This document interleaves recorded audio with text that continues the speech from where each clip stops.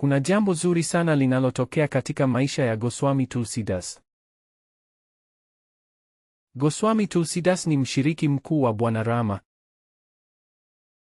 mtunzi wa Ramcharik Manas na Hanuman Chalisa. Aliitwa mara moja bandarini mwa mfalme wa Mughal, Akbar. Akbar alikuwa amesikia sifa za Tulsidas na alitaka yeye aonyeshe muujiza. Tulsidas alikataa. Alitangaza bhakti yake ilikuwa kwa Sri Rama tu na hakuwa amefungwa kwa mtu yeyote au kitu kingine chochote. Akbar alifungwa mara moja. Tulsidas. Katika gereza hilo, Tulsidas alimgeukia mpenzi wake Bwana Hanuman. Aliunda na kuimba Hanuman's Chalisa. 40 aya za ibada safi. Aya 40 za kujisalimisha safi, aya 40 za kama kuweka alama. Alifungwa siku 40. Kusoma aya kila siku. Siku ya 40 muujiza ulitokea. Jeshi la nyani lilivamia jumba la Akbar.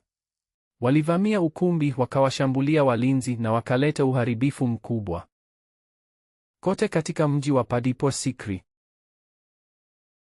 Padipur Sikri, hata jeshi zima la Akbar halingeweza kuwazuia.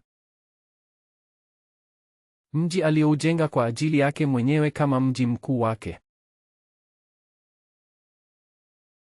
Jeshi la nyani wanaiharibu. Jeshi lote la Akbar halingeweza kuzuia kuwatambua. Ilikuwa ni kwa sababu ya maombi. Akbar alienda gerezani na kuomba msamaha kwa lama aliyeabudiwa, Bwana Anwar, kisha nyani wote walitoweka tu. Hii si hadithi wala Purana. Hii ni historia iliyorekodiwa vizuri sana. Historia shuleni. Rekodi zinapatikana. Katika mtihani wa shuleni hii ilirekodiwa. Kuelewa. Tulsidas ni mzima.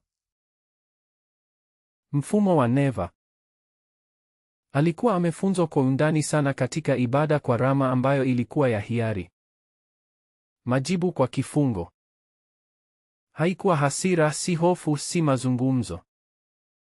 Ilikuwa ikiimba jina la Hanuman. Mfumo wake wa neva ulirushwa hewani tu na Rama.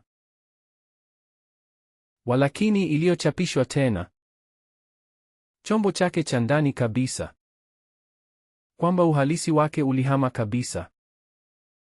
Mtakatifu mmoja asiye na silaha, hakuna jeshi, hakuna nguvu ya kisiasa, ilitikisa himaya kama Akbar. Bila msaada wowote. Kwamba mtawala mwenye nguvu zaidi wa wakati wake alilazimika kuinama.